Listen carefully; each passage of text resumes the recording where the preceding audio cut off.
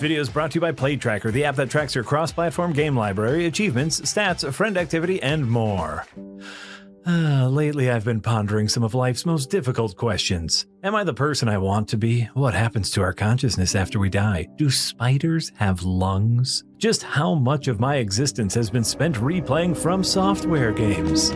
Luckily, PlayTracker is here to help us answer at least one of those questions, earn some free games, and potentially win $250. Step 1. Join Second Wind's PlayTracker Guild at the link below. Step 2. Play games recommended by the Second Wind staff to earn points. Step 3. Use those points to redeem a free game. Step 4. Profit. Like spiritually and monetarily. At the end of August, the person who has earned the most points will receive a $250 gift card to the game platform of their choice. Unite your gaming multiverse and be rewarded for it with PlayTracker today.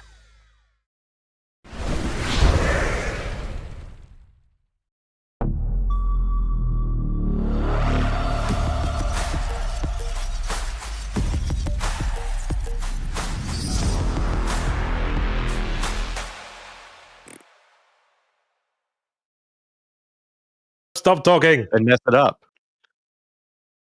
Are we live? Yes, thank you. Hello. Boy, almost fucked that up. Welcome to the Windbreakers podcast. I'm Yahtzee. Jay's here as normal, and Marty's away, so we're mixing up the Specky White Boy energy with Jesse Galena. Hey, welcome, Specky White Boy.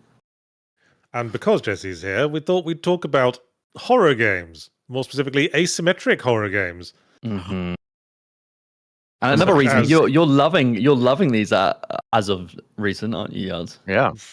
Well, I'd say I've always had a fondness for them. Back when I used to play Friday the 13th, the game. But yes, as of recently, I've been putting some time into Dead by Daylight since we played it on the celebration stream, fundraising stream. Yeah. Because I don't know what it is about asymmetric horror multiplayer games that scratch an itch for me. I just, I don't know. It's weird. I like them. Perhaps we could use this opportunity to try to explore that. Although I don't want to go too much. I don't want to go too much into my experiences with Dead by Daylight because I'm probably going to write a semi-rambematic about it. Okay. But what was the first asymmetric horror game? Was it Evolve? I want to say it was Evolve. Evolve was one of the first that kind of pushed the kind of genre convention of asymmetrical multiplayer game into the mainstream. I'm not sure it was the first. I'll do some digging into that. Yeah, I don't it's the first one I think remember. it was. There was. Hang on, I'm trying to figure out what year did Evolve come out? Oh, this would have been a while back. I'll get that now. Because there was a game I played a while ago called Damned. 2015. Damned is 2014, and it is an asymmetrical horror game. I don't know, Damned. There's a reason. It wasn't great, but it was interesting because it was very much towards the beginning of asymmetrical horror. And unbalanced, unclear, repetitive, kind of all of the worst parts of asymmetrical horror that you could have, it still had. But it was kind of fun, and there was definitely that idea of there's something good here in this idea, even if it wasn't executed great with this particular one.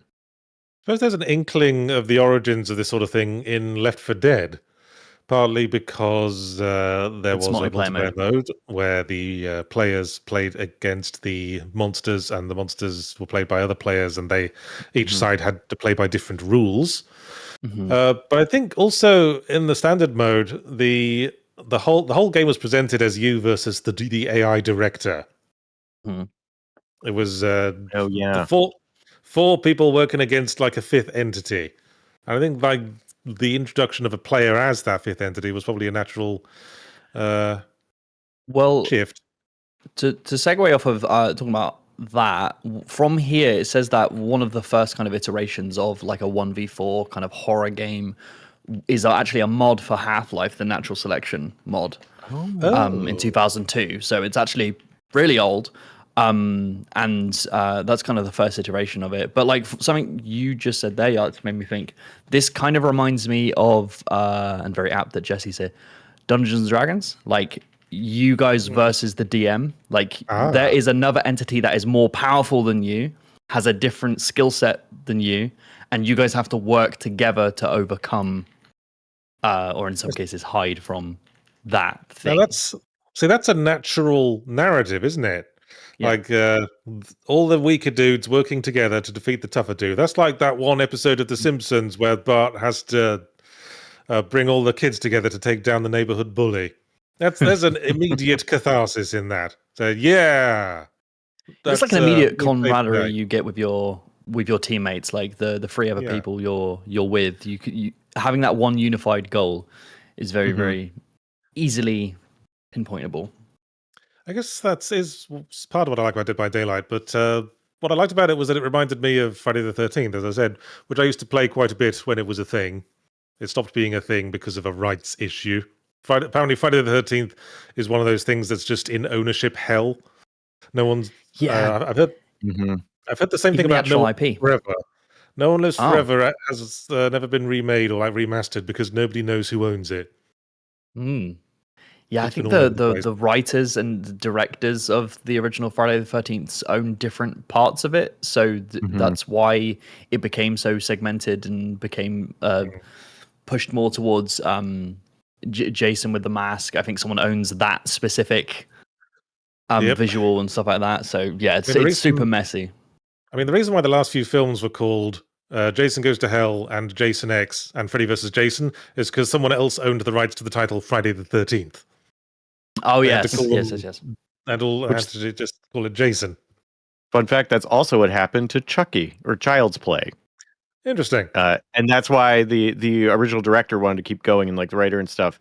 And that's why they became Chucky movies. And that's why there was a Child's Play remake, and why the doll in that is called Buddy, because they don't have the rights to Chucky. Huh. Interesting. Oh, we're learning a lot of horror IP lore.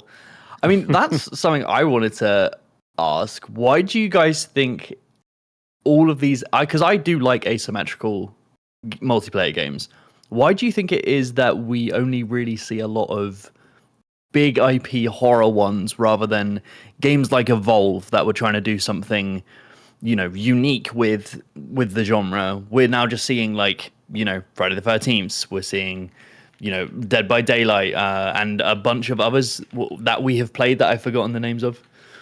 There's been a load. There was a Texas Chainsaw Massacre one for a while. There's a Halloween one coming out very very soon. There was an Evil Dead one. That's a single player mode, right? It wasn't very good. Oh. I think the Friday the 13th might also have a single player, but same. They patched one later. As Evil Dead. Yeah, I think it might. I mean, it might just be because everything's got to have an established IP these days, and the 1v4 format works very well in a horror setting, and horror works very well in video games. I always liked the sort of unnerving, like the adrenaline rush of trying to escape from the monster or trying to hide from them in Friday the 13th. Although it wasn't so much solidarity between teammates. I remember Friday the 13th was a much more every man for himself sort of affair. Yeah, I guess it's because within that setting, you're not necessarily taking out the threat. You're not coming together to overcome it. You're trying to do tasks and avoid it. And if someone gets caught, it's kind of less like, I mean, unless you're Jesse and you run up with a flashlight in Dead by Daylight and heroically get them out of the killer's clutches. A lot of the times people just abandon you and use you as a distraction so they can get on with other tasks. And that's kind of expected. Well, that's sort of the job in Dead by Daylight. If the killer spots you, it's then your job to keep them distracted as long as possible. Yeah, that's part of the fun of Dead by Daylight. Like the chase is a whole thing. It's a whole meta game. Like getting away from the monster, giving them the runaround, making sure you waste as much of their time as possible, so the other guys can take care of the things. And I think that's pretty well. Yeah, I think that to your question, Jay, I think that is part of what makes it work so well in horror and why we see so many of them having a horror skin versus something like Evolved, is because it lends itself very well to the underdog as the survivors and the power trip of the killer. And then you have those very natural peaks and valleys of tension of like, I'm doing this gen, I'm doing this. Is that him? No. Okay, I'm doing this gen. Oh, it is him. Okay, how long can I run him? And then when you're in chase, then your teammates have that valley of like, okay, I'm safe for a little bit, or I have to set up for this.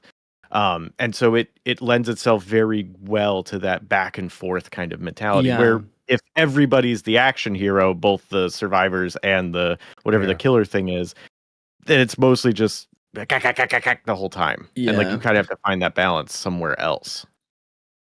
That's probably why I only really play as survivor.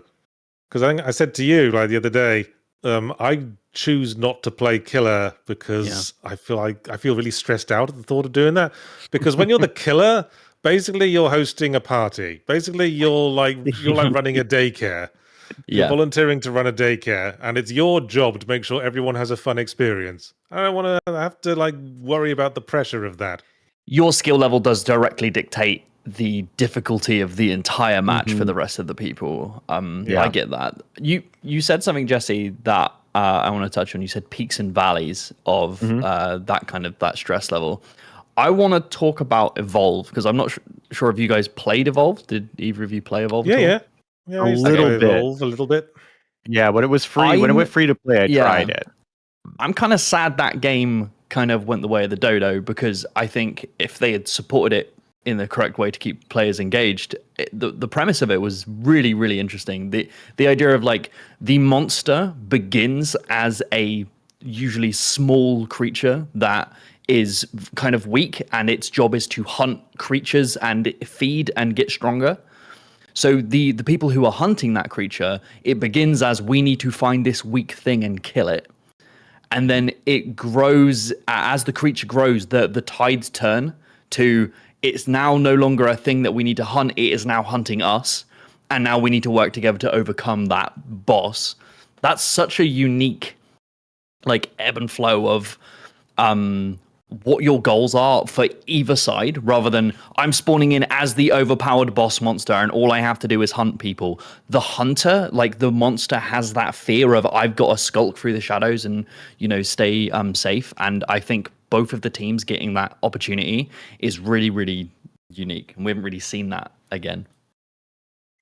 It's certainly a contrast. Certainly a contrast to other asymmetric horror games where normally the thing with the monster is the thing with all the power all the time. Although in a lot of them, the monster gets more powerful like towards the end, especially Friday the 13th. Jason just gets a real narc on if he's just about to lose. Like he'll suddenly be able to just march straight through doors and without slowing, and the door just explodes around him. That's fun. Jesse, you've played the shit out of Dead by Daylight. Would that be fair to say? That is absolutely fair to say. How many hours do you have, Jesse? I don't want to say. I think it's about 3K. Yeah. Nice. Well, how did you get started on that? What made that interesting to you at first? When I was streaming on like my personal channel, a friend of mine was telling me about Dead by Daylight because I play a lot of horror games, and they were like, "Yeah, you should. It was really fun for these reasons." And I was like, "Yeah, I should give it a try. It seems cool." And I think they bought me the Silent Hill expansion to be like, "Hey, you love Silent Hill. Here, just main Pyramid Head. It'll be fun." It's like, all right. And yeah, it was absolutely fun, and I really did enjoy it. And like it, I don't know, yeah, it feeds a lot of things that I enjoy, including exactly what you're saying about as the killer, you're the one throwing the party as a killer main. I do kind of feel that way, and that's kind of what I like about it. But yes, played a shit ton of it. I just like to take it easy. As you say, it's a peaks and valleys experience. If you find a generator, you park next to it, just sit there, hold down the button, maybe have a little, look around, enjoy the vibes, like take a little break. Then a killer sees you, and you get a nice invigorating chase through the undergrowth, and then probably get speared on a spike. But hey, that's not the end. Someone can take you off the spike, and then you can get back to having a nice sit down next to a generator or healing each other. But yeah, if I'm playing killer, I feel like that's all peak. That's all having to be on the whole time. I massively prefer playing killer. My favorite character being Dragula. Hey. Absolutely love playing killer, and when I played quite a bit when I first moved to the States with like Jess and Jesse, and I wanted to play killer, but to play with my friends we had to have like a full party so we could do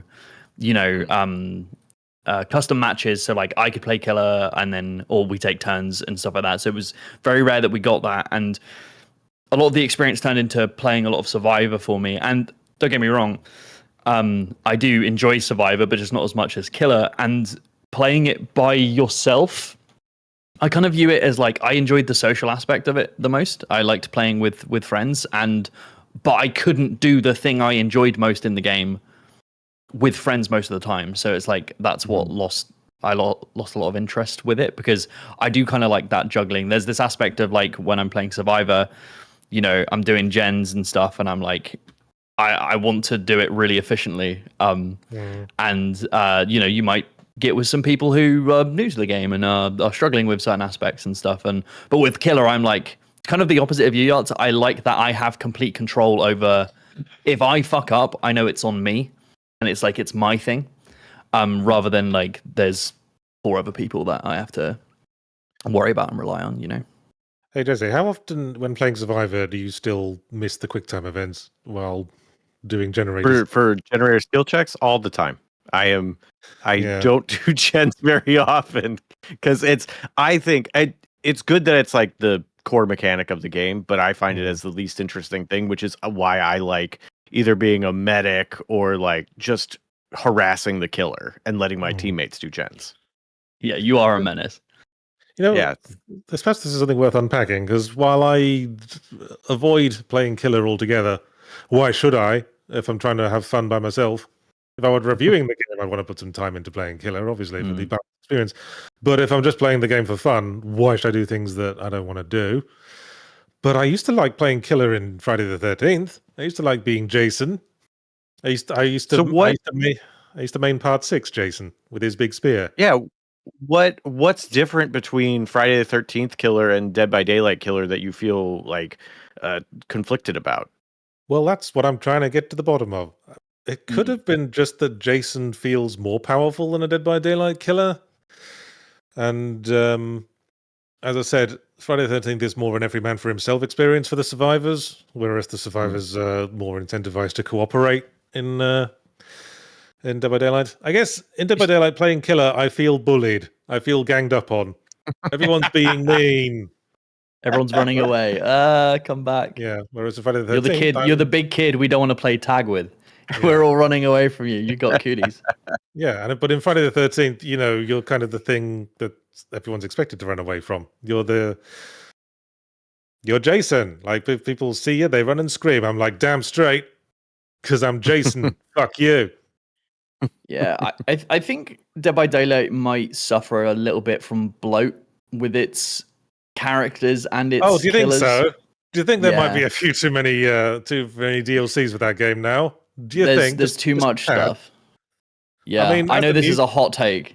I mean, as a relatively new player, I'm still impressed that it feels like almost every time I play, I'm up against a new monster at least one time.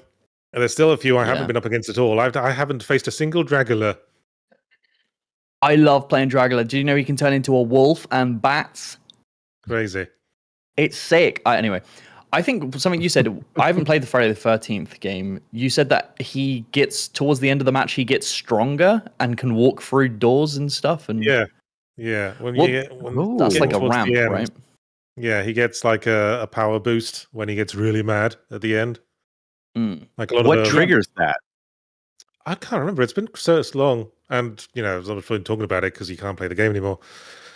But yeah, I think it's when the other players. It might just be time, how much time is spent in the map, or how close the survivors are to winning or escaping. Do they have objectives they have to complete?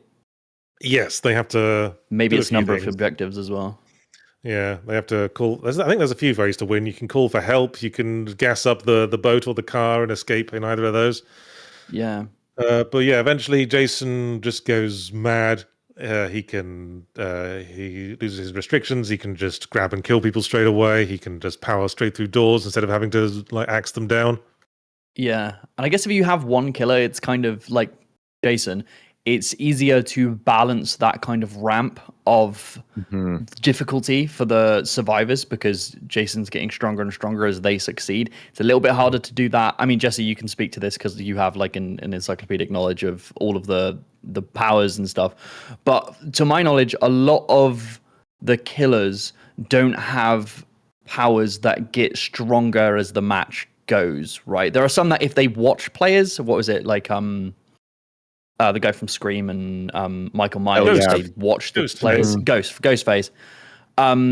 Ghostface and Michael Myers, if they watch the players, they like stalk them, they get more powerful, right? To that specific person. Which is an interesting mechanic. It is. For that, they get stronger, but only for a set amount of time. So for Ghostface, he can insta down the person he stalks, but it's only that person. And Michael, once he fully gets into like his tier 3 evil mode, he has a set amount of time before he goes back down to normal. Yeah. So they don't stay ramped. God, you had an initial. Oh, the balance. Yeah. That's, I think, way harder in something like Dead by Daylight because each killer has a special mechanic that makes them different. And you are not trying to balance the game on one of those killers like you do in Friday the 13th. You're trying to figure out, well, if this killer lays bear traps around for people to step in, we need that to balance with the nurse who blinks through walls to get people, and Dracula who could turn into wolves and bats, and all these different things that they have to balance. And the passives they can equip, which was the thing that overwhelmed me the most about the game in general, even as a survivor. It was like, I really like, when I'm a survivor, I really like doing gens. I just want to do gens as fast as I can, and I want to be very efficient at it. So I always tried to take passives that would do that. And it was really weird because like you and Jess would be like, oh, well then you need to go get Jimothy Jim Jams, Ricky Smarts, and Diggy Ding Dongs, and you need to level them up to get their powers, and then you can do this. Sometimes that would involve me paying money to get people. And then I could do the thing I wanted. And I haven't played Killer in such a long time. It's the same with Killer, right? They have access to passives that they can equip, right? Yeah. The perks are a bit mad in DBD. But some of them are balked. I've been maining as someone who focuses on generators. I've been maining as Feng Min, who has the ability to work on generators without them exploding if she misses a quick time event, which is very useful if you're a gen worker. Yeah, when I play Alucard. And I got someone else's power that reveals like 3 of the generators to you. Yep, so really good one. What's the one, Jesse, where you do generators together really good? I mean, I think you can drive prove thyself. Yeah, I think you can drive yourself mad trying to optimize in a game like that. You just, find a couple of things that work for you, I'd say. Well, I think that's one of its strengths, too, is that if you just go, oh, I want to do gens, here's what I have access to, I'll just use these, you can. And if you want to be like, what is the literal best optimization way to do this? When do I get Jim Jam and how do I get him to level 3? Then you can just go off the deep end in that, but you don't have to. You can just have fun. I had one where I was playing Ripley, and there was a power that I think she had or someone had where they could, like, if something happened, they could see the killer for a small amount of time. And I just went, oh, do you know what would be really fun? If I just try and take all the powers that allow me to see the killer when X. Yeah. And I called the build Bug Eyes Ripley, because the model of Ripley has, like, kind of weird eyes.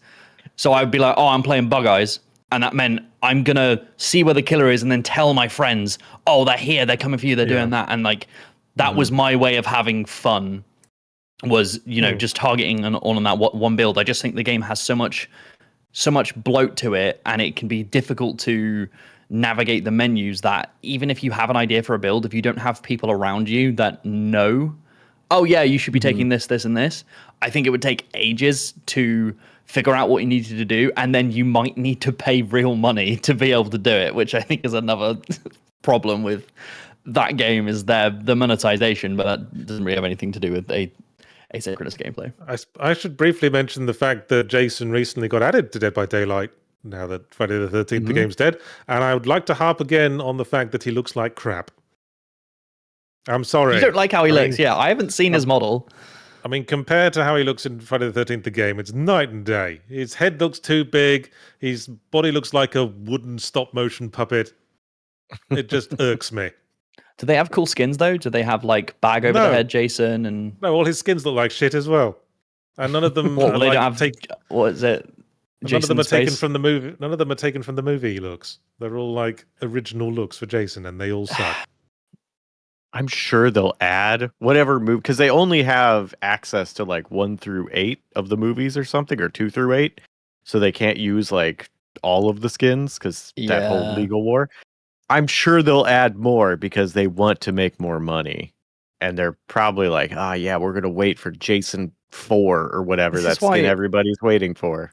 That's why I'm pining for more async games, because I don't like the aspect of, I think you guys were saying it during your stream in the fundraiser, there were some characters that have been removed because of they've lost the IP to them, but the people who have bought them still own them, but they're just not available in the game anymore. And one part of me is like, that some of that's kind of fun, because if there was a killer that's only available for a short period, if you see them in a game, it's like, oh, I very rarely see this, and that's kind of rare, and that's fun. But the other part of me, I'm like, fucking preserve games, like, come on. Yeah. I was up against a Michael Myers the other day.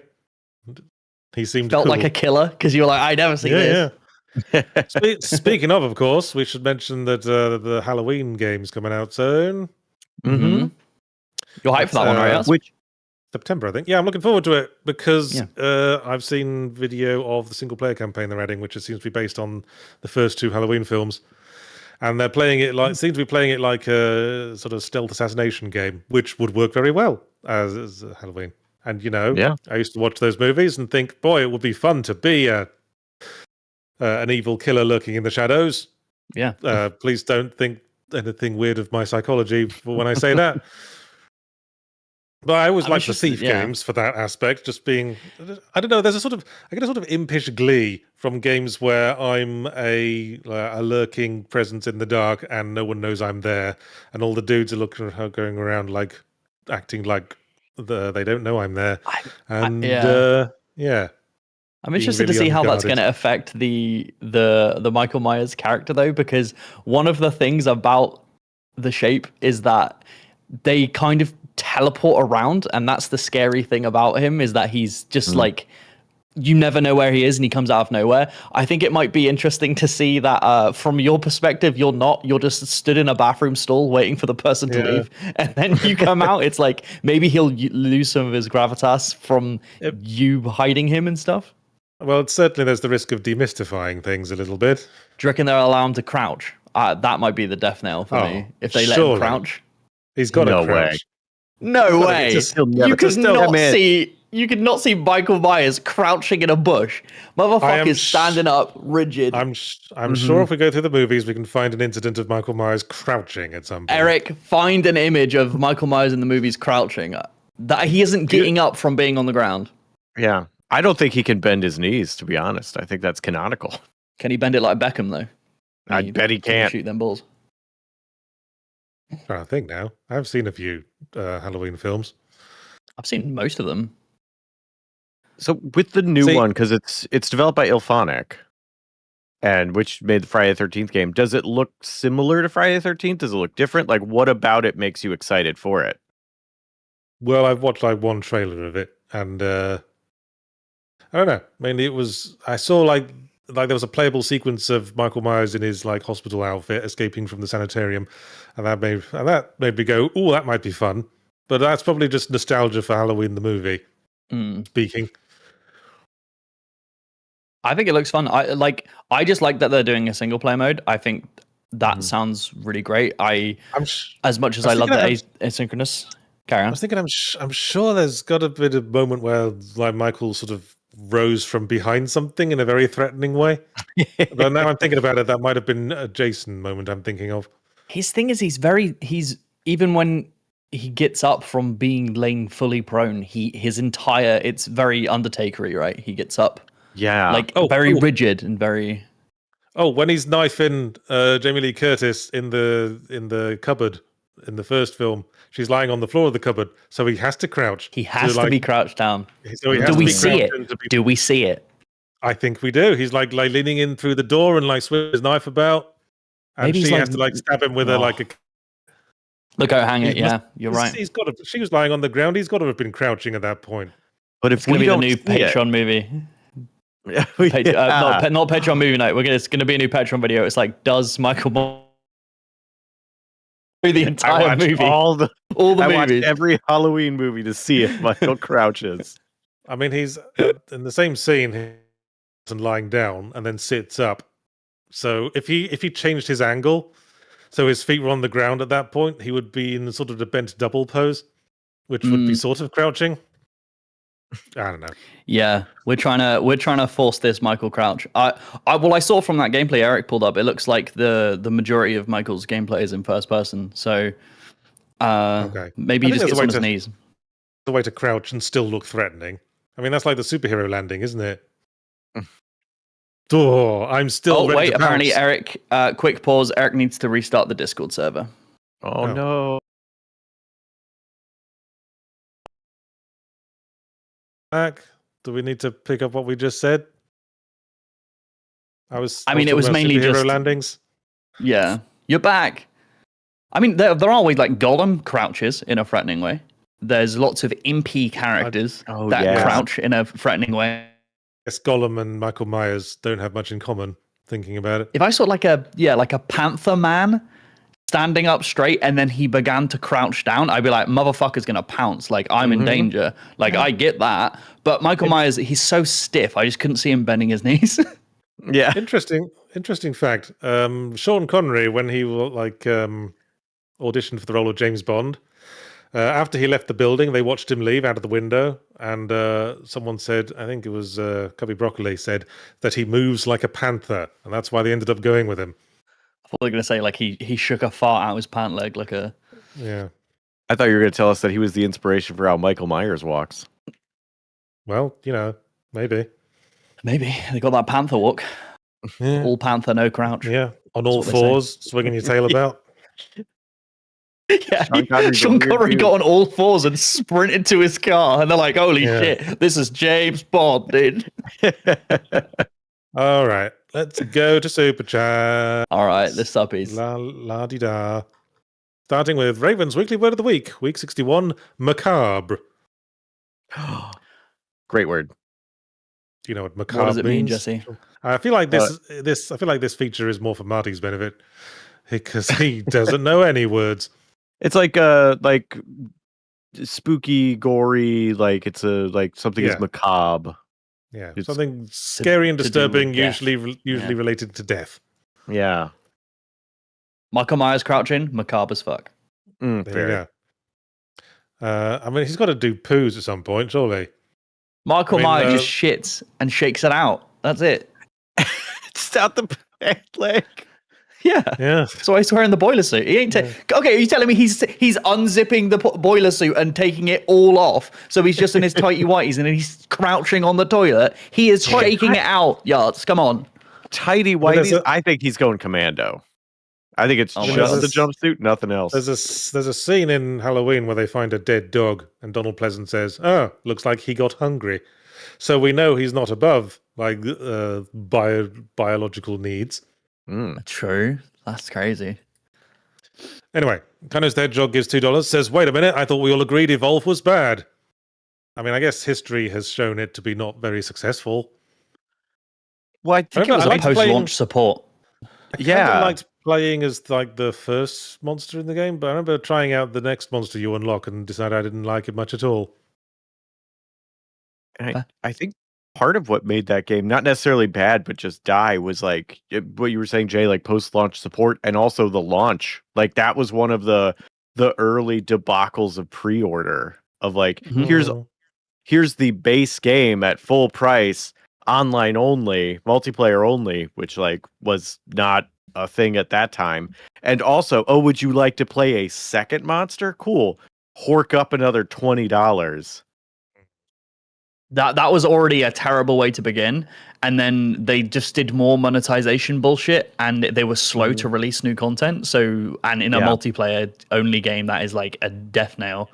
So, and then they were like, "Oh, we're gonna go free to play," which just looked desperate, and then which is such a shame because a lot of the some of the story in it was really interesting. A lot of the world building was really interesting. The gameplay was very unique, and because of the greed of the initial launch and the company, they kind of destroyed that. I reckon it could have gone a lot bigger than it did, which is such a shame. Oh. Yeah, the reception is really what killed it, I think. Because if you just describe that to me, you're like, there's a new game coming out, which is an asymmetrical multiplayer game where one plays an alien and the rest are trying to hunt him, and the tides turn. I'm like, that sounds awesome. Like, yeah. I'm there. Shame. Ryan Betts, member for 29 months in tip jar. Thank you very much. And then L Ramper gives $20 and says, I'm not super into horror, so nothing to add, but excited for the conversation and the chance to learn. Well, get down your local Blockbuster Video and rent it. Oh, wait. Oh, shit. Go to shudder.com and pay $9.99 to watch some weird movies. And then Ryan Betts comes back with $5 and says, how can you lot sit idly by and talk about horror games when Game Maker's Toolkit's Game Jam last week was British game show themed? I hadn't heard. I hadn't either. That's awesome. When you say British game show, do you mean like panel shows, or do you mean like countdown? That's such an odd theme. I suppose I'll have to look that up. I think it makes sense though, because British game shows are a special breed of game shows. I mean, it not depends, as Japanese. As I say, also what kind of game special. show we're talking about. Well, I think that's part of what makes it work, is that you have like your countdown, your panel show, your Taskmaster. Like those are all British game shows. So there's a nice spread of things that you could pull from. I guess. I mean, I guess my question is, in what ways does like a British game show in like the classic mold differentiate from an American game show? Like how do the two versions of Family Feud differ? I think a big, because my partner loves British game shows and like a lot of British television, and this is the thing we've talked about. And one of the big things is for British game shows, the contestants seem to be there, whether they're celebrities or otherwise, for the love of the event. Where in American game shows, you're there to fucking win money. We've discussed this before, or to just I think it was Yahtzee who said this last time we discussed it, is to have a one-up and be the bigger person on the show. It's all about dick swinging in America, rather than in England. It's not. It's more about like the celebration of the topic we're doing, the game we are playing, and then they are being reactionarily funny to what is happening, rather than I've come in to tell a joke. Oh, aren't I cool? Watch my movie. Yeah. Like nobody's plugging shit on British game shows. I was making the point that talk shows specifically, that in American talk shows, the host sits on the right and has the biggest dick in the room and swings his dick all over the guys who come to talk.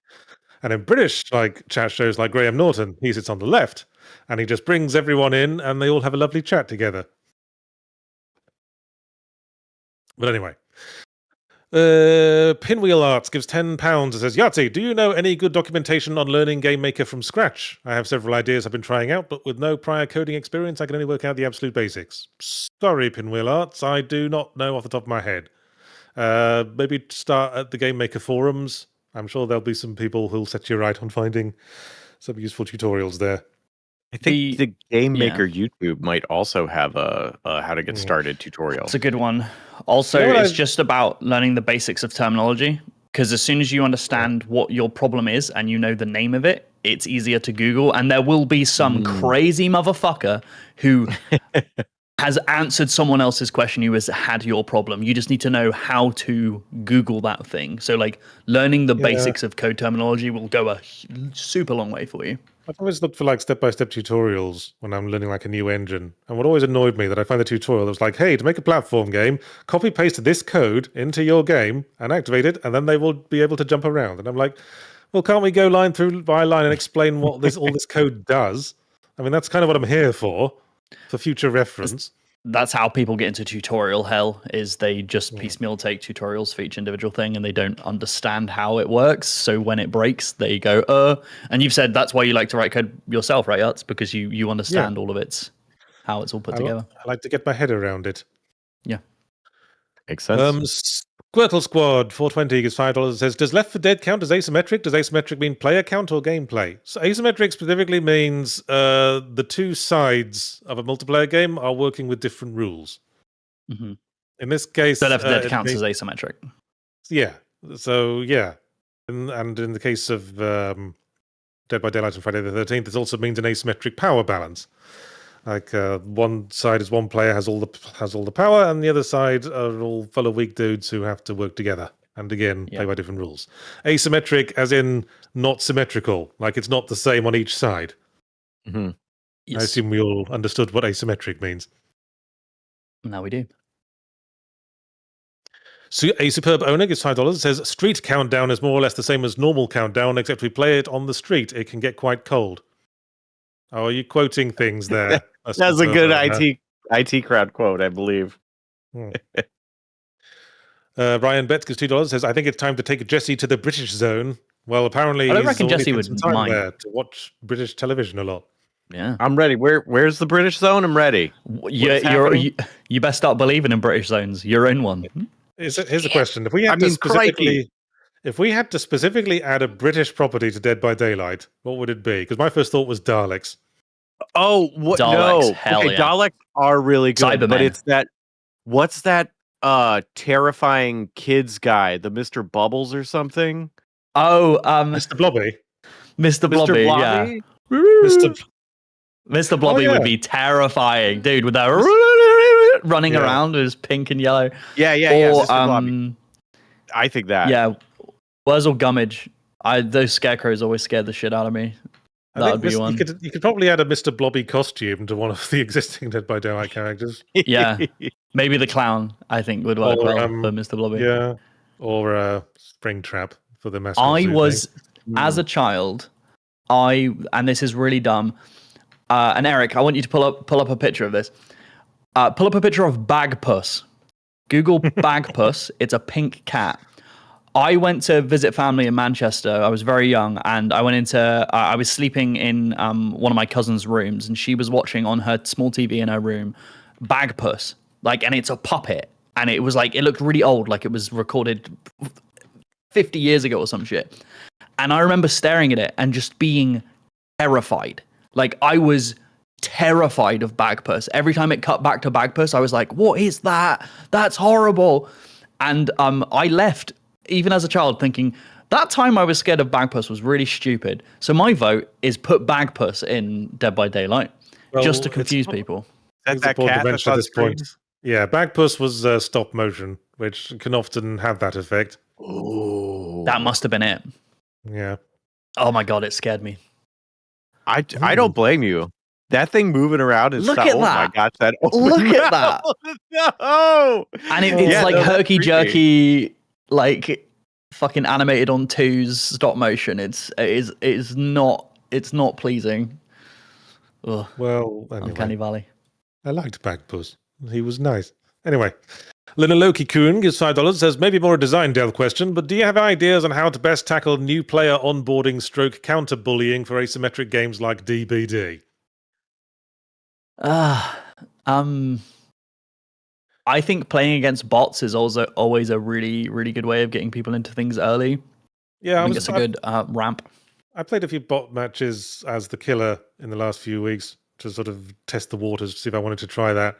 But the bots kept winning, and I was like, this is not good for my ego, so I stopped. Yeah, but it can also create this. I know people who have played Rocket League, for instance. They would always brag that they were always winning and they were a certain rank in Rocket League and they were really good. And then me and my mates went to go play with them. And then we found out based on their account, they had never done anything but bots. So they playing against bots can create this. And there's nothing wrong with that, by the way. But it can create this barrier of, I can't take the leap. I've got comfortable playing against bots, and maybe you play one against people when you have a bad experience. They bully you bully you in a way, and it makes you not want to do that anymore. And the biggest cure for that is just play and not care what happens, right? Not allowing people to have access to ranking systems or stats early is a way you can kind of cull that. Yeah, see, I can't not care about how I feel about what other people think of me in a game. I hate the thought of being thought of as a shit player. Yeah. But you also understand that's a you problem, right? That's not. Yeah. I am duly anxious. I mean, I was talking to Jess, like in private message. She was like, offering me suggestions, and she was like, "Hey, play in anonymous mode, and then you could play killer and be terrible, and no one will care." And I was like, "But I will care. I will care that I gave these people a bad experience playing against a shit villain." Yeah, I'll be honest. Yeah, as a survivor, especially one that's not super good at the game, sometimes when I go against a killer that does bad, it's so nice because I just got absolutely like Goomba stomped 5 games in a row, and to have one game with a decisive win honestly feels good. So like the best, you could be I've had plenty of good those. moment. I've had plenty of those, like where I'm like the 4 survivors all got no injuries and just conga line to the exit, and no one knows where the fuck the villain even is.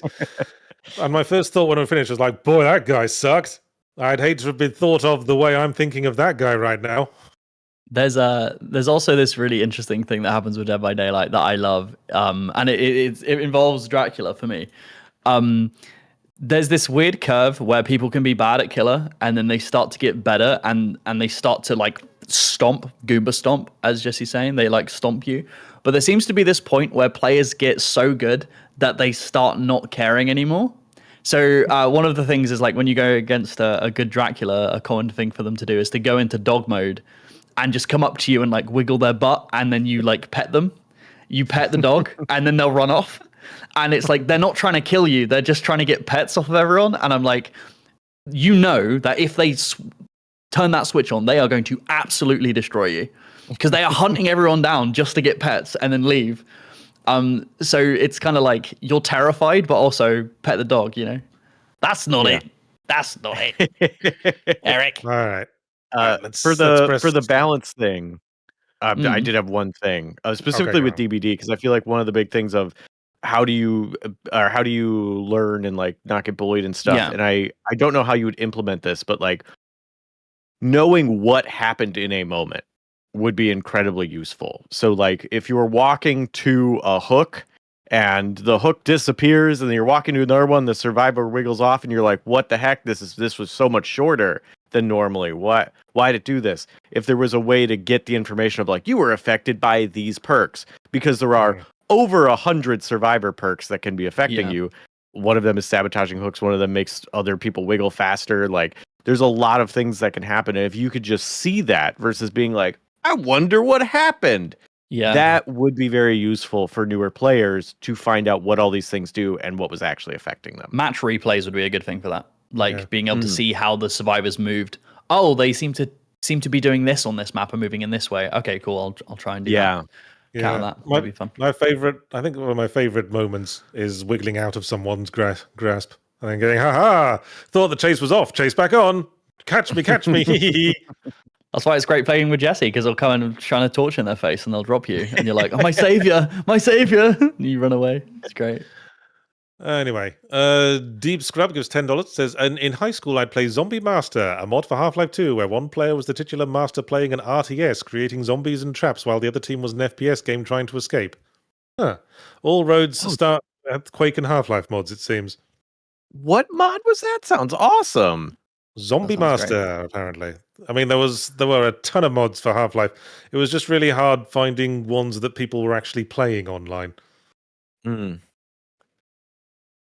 Yeah, there's a thing in, I think it was Battlefield 4 or 3, that had a mode where everyone would be playing normally, but each team would have one like commander.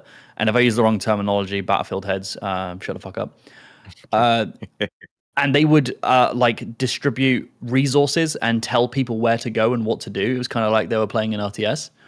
And I wish more multiplayer games would do that, where there's one person who's kind of doing the overarching planning of the match, and they're above everyone. It's a fun thing to do. I'm just not sure where they stopped doing it. Maybe barely anyone actually engaged with it. Resident Tuning is $5. Says, does the ship count as asymmetric multiplayer? While it owes more of its gameplay to the likes of TTT, it's one of the first 1v4 I can think of. And I'm just going to read out the next super chat as well, because it's relevant. Lina Loki Kuhn gives $2 and says, is Among Us an asymmetric horror adjacent to game? And I suppose by the strict definition I gave earlier, that an asymmetric multiplayer is where you got two groups of players and they're playing by different rules, then I suppose so. But it's not so much... a case of power imbalance.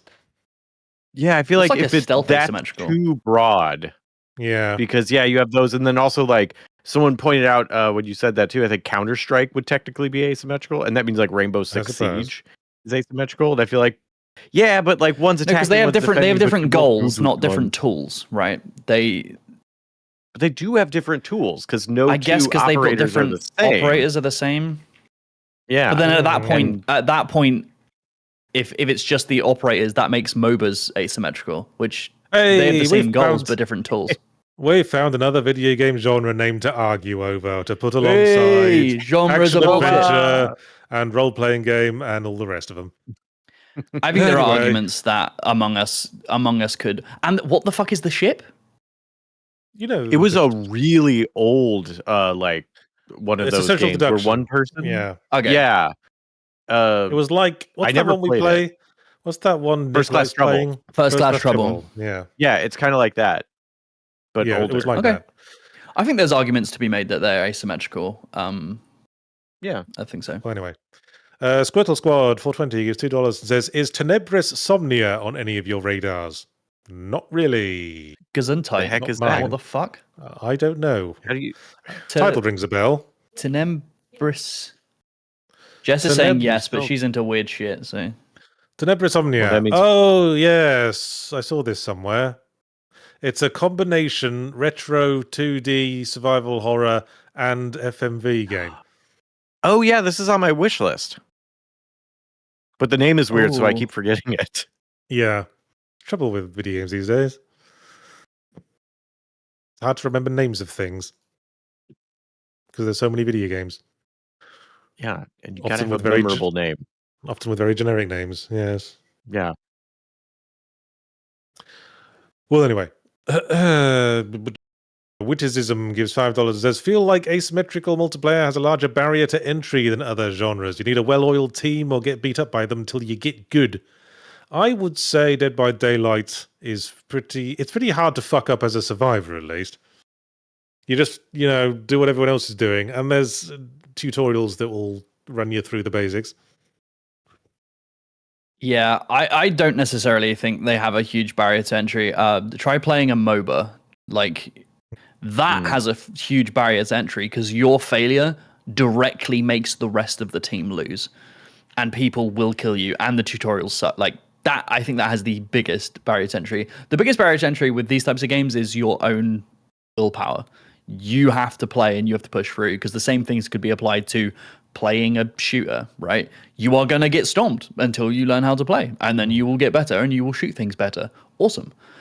There's just two different modes of play within this. You've got the killer and the survivor, and you just have to choose which one you want to go for. You just need to get over that anxiety, and that is difficult. I'm not trying to trivialize that. Okay, then. Lina Loki-kun gives $2 and says, how is Jesse a killer main and solo bully squad? It's possible to do two different things at different times in your life, Lina Loki-kun. It's also because I know, because I main killer, so I know what is the most disruptive to me as a killer, and I go, I can do that. Also, the Dead by Daylight, if you want to play killer, there's a longer waiting list, as it were. Like, if you want to play survivor, you can like drop into a game in like 10 seconds. But I experimentally looked at like joining killer, and it was like, hey, it'll take about 15 minutes to have a game ready for you. Do you want to play survivor while you're waiting? And which I always think is a nice feature. Mm-hmm. Yeah. They'll also do like blood point bonuses for this, because it'll alternate on which one has more players. And if one has significantly more players, they'll start giving blood bonus to the other role. So it's like, we're short on killers. How about 1.5 times blood for playing a killer? Yeah. To piggyback off that and the thing you said previously. Oh wait, carry on, yes. Well, I noticed that, and I assumed it was like a World of Warcraft. You didn't sign on for 10 hours bonus or something.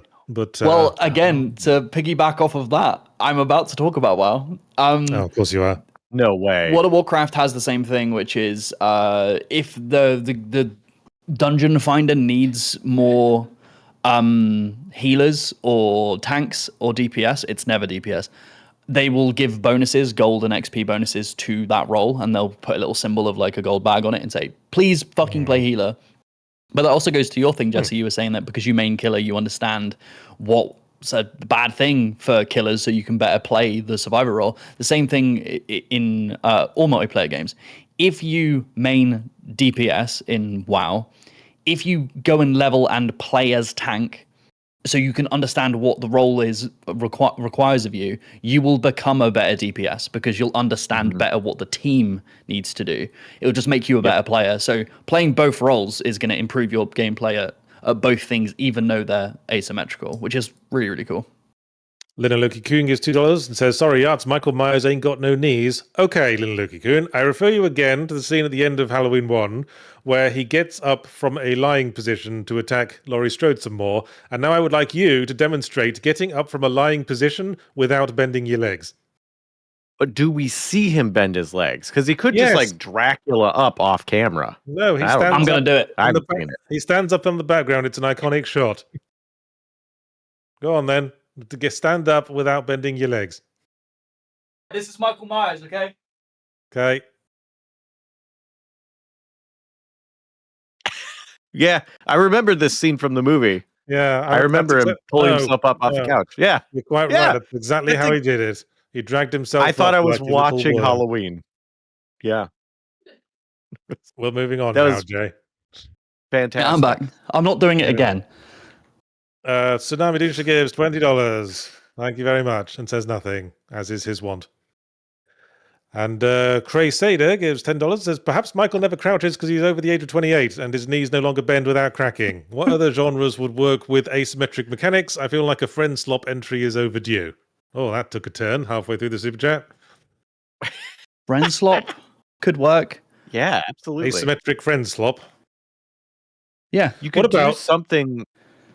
How about a game version of My Neighbor Totoro, where one player is Totoro, two players the little girls, and the fourth player is the dad who can't see Totoro? I'm bored with this, but what does the dad do gameplay-wise? Be a very good dad and make sure his kids are raised right. Yeah, you're cooking pancakes and like you've got to do little tasks around the house. I had one which was a stealth one. We watched with a bunch of friends. I've said this before on the pod. We watched War of the Worlds, and while watching it, I went, "Man, an asymmetrical game where one player is playing a tripod, hunting players, and the rest are just stealth hiding and trying to escape. That would be really cool." My mate went, "Nah, they'd never make that. It would never happen." And the day after, a studio announced they were making one, and I was like, I felt so justified. Wow. Vindicated. Sorry. What else could work? Yeah, friend slop could work. I think a lot of things could work. You could do one that's just not about killing and hunting. Just there's a different task. You're doing something else. Yeah, cook pancakes. We need more. Daughters. Be a good dad. I think the friend slop for like kind of what you were saying about D&D, where it's like, oh, everybody's against the dungeon master. Like you're quickly putting. They actually did something like this in I think it was Sword Coast Online was an official D&D game that failed and stopped working. It was also high budget. I feel like friend slop would work as you're a bunch of adventurers going through a dungeon and one person is just throwing traps and monsters at you. Yeah, I think that absolutely could work. Yeah, definitely. There you go. King and Commoner gives $5. Says British Dead by Daylight should be the ghost from Ghostwatch. They had a ghost in Ghostwatch. Yeah, Ghostwatch. Ghostwatch was that horror movie that pretends to be like a live-action documentary on the BBC. Oh, that was the one that was aired on live TV. So when people tuned in late, they thought it was real. Yeah. Also, what's his name? The guy from Red Dwarf. Craig Charles. He was in it. Craig Charles is in it, right? Yeah. Yeah, and Sarah Green. Mm-hmm. But I don't think the ghost in that had an iconic appearance, and that's what you want for your Dead by Daylight villains. That's why I suggested Daleks. There ain't nothing like a Dalek, unless you count an oversized pepper shaker. Holding a plunger. Holding a plunger. Canis Hedgehog gives $5. Says, looking to make games in Game Maker Studio, but know fuck all about coding. Is it possible to make games without coding? I've looked up tutorials, but they're too complex. well, perhaps you need to get back to the fundamentals of coding as a concept. GameMaker does have like a drag and drop interface, and you can do a lot with it. But if you want to make like more complex stuff, you kind of have to figure out coding at some point. It's part of it's like the vocabulary, part of it's just understanding the concept of, I want to say like cause and effect, just how it all threads together, how one thing leads to another thing, and another thing leads to another thing. Yeah? Yeah, 100%. I also think there are other engines that might better suit your needs. Depending on genre and style, and also like the accessibility to specific code features. As someone with dyslexia, coding specifically I really struggle with, not because I don't understand how it's put together, but if you spell a single word wrong in code, it doesn't fucking work. It will break. Yes. And because of my dyslexia, I struggle to then pinpoint what that is. So blueprints in stuff like Unreal Engine is great for me as a tool to quickly prototype stuff, but eventually I will need to hard code all of those blueprints to have it run efficiently. So, but it's a good way for me to begin to start to, put things together. GameMaker, if you mistype a command or a function, we'll put a little red wavy line under it if it doesn't recognize it. And it knows, and that helps a lot. But then I'm red-green colorblind. Fuck. And it makes note of any time like a variable is declared and then not used anywhere else. So it points that out and says, "Hey, you probably declared this and forgot about it. Maybe clean your code up a bit, you lazy game maker, man." Anyway, Ricadius gives $4.99. Says Halo custom games with randos you met in voice chat 20 minutes ago is the pinnacle of asymmetric multiplayer. Fat Kid and Duck Hunt spring to mind. Okay, I think someone's having a bit of a brag there. I think that might be Nick. That might be Nick's alt account. Oh, okay. Well, the first syllable. Glad you enjoy Halo. Kind of Hedgehog is $2. Says, forget asymmetric. What about isometric, like hatred? Well, that's a different thing. Kind of the Hedgehog. That's a viewpoint rather than a gameplay style. But then you knew that. You knew that. Anyway. And then Connors the Hedgehog comes back with $2. Says, speaking of FMV, who remembers Night Trap? Lol. Connors the Hedgehog, do you think you're part of this conversation or something? You keep popping up with these $2. They are a part of this conversation. I guess, but they keep coming up with these $2 super chats trying to talk about something completely unrelated to the topic. I'm like, dude. I mean, do we want to say Night Trap was an asymmetric horror game? No. I do love FMVs, though. They do tickle an itch. You know what we need then? We need an FMV asymmetrical game is what we need. Someone's playing an MP4? Is that what it is? You're the one choosing what video to put on? It's up to us to decide.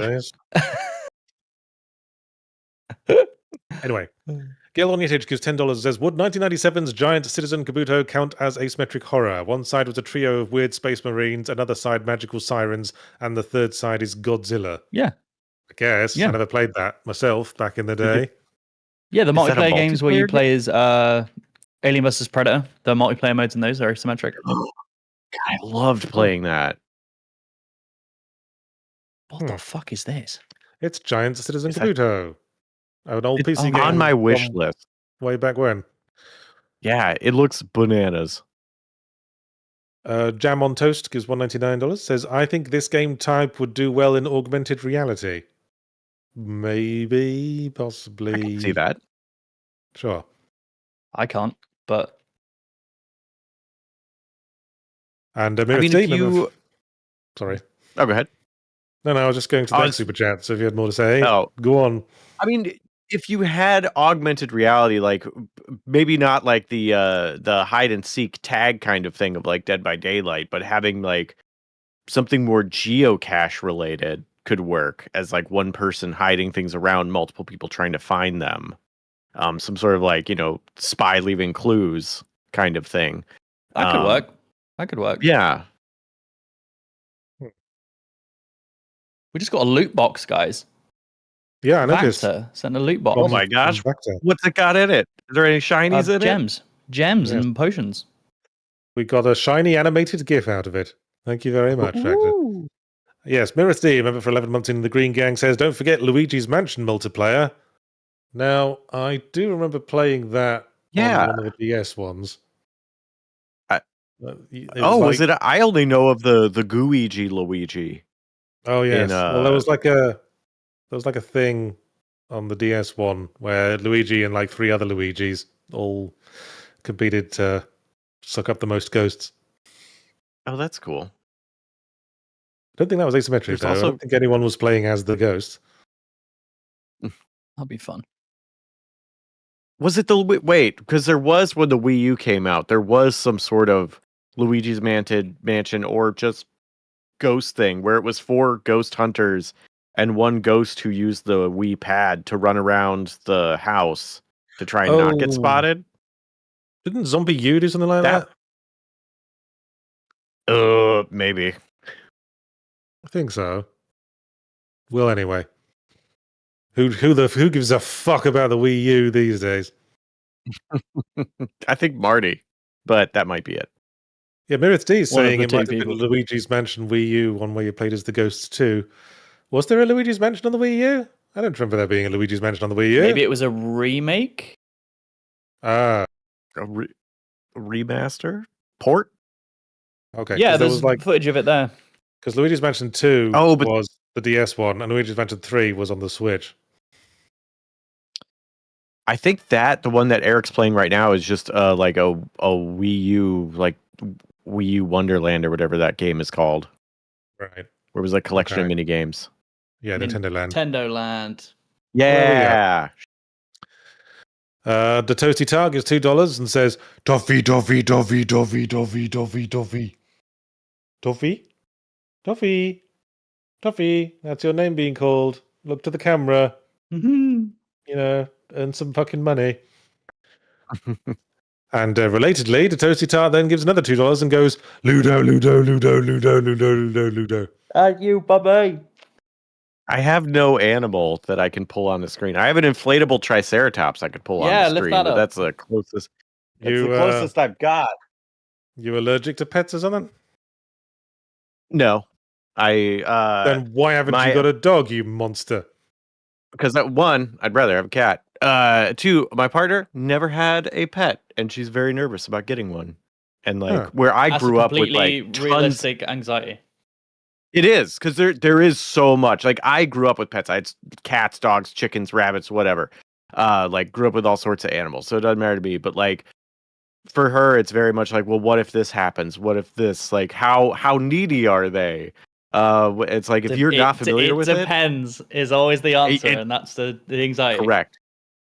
And that's why I was like, we should get an old cat as our first cat. Right. That's like, got a few years left and will very much keep to itself until it wants your attention. Yeah. There's some pretty low effort dogs as well. Like I think bulldogs just never want to do anything and they're as thick as shit. They just sort of lie around the house like a extra cushion. Love bulldogs. The Toasty Target $2 says inflatable Triceratops. Oh. Yeah. Yeah. Yay, there it is. Yeah. Look at that, Ludo. Who's that? That's Triceratops there. What the heck? Yeah, it's not this one. That's a different one. Or this one. That's a different one. I might have too many dinosaurs in this shot. Never enough. Come on. Clearly not. Well, that was the end of the Super Chat. So thank you for listening to the Windbreakers podcast. I was Yahtzee Croshaw. I was joined by Jay and Jesse Galena, filled in for Marty. Thanks for having me. This was really fun. And thanks for being here, brother. Yeah, thank you. Thanks for your time. And we've got content all week on Second Wind. I've got my fully ramblomatic this week, which will be on the subject of Pal World, now that that's gone 1.0. Woo! Crazy times. I also have my usual stream, Yahtzee Tries, where I play indie games on Wednesday. And on Thursday, there will be a semi-ramblomatic, which will be on the subject of 90s shooters. That old chestnut. Vactor comes in last minute with a member for 31 months message in the Green Gang and says, thanks for filling in, Jesse. You're great. Thank you. Factuals. Okay. Jay, plug some other stuff. Yeah, there are things happening. I'll be finishing. Well, I tried to finish it last night, FF9. Failed for reasons that the people who were there saw me rage about it. I'll be trying to finish it tomorrow, Tuesday. So if you want to see the end of FF9, come watch that. And then the video on FF9 will be hit out in 1 week. So if you want to see me rant about that shit, just tune in for that. And that is me for this week. Lots of editing that. Jesse, what have you got, bud?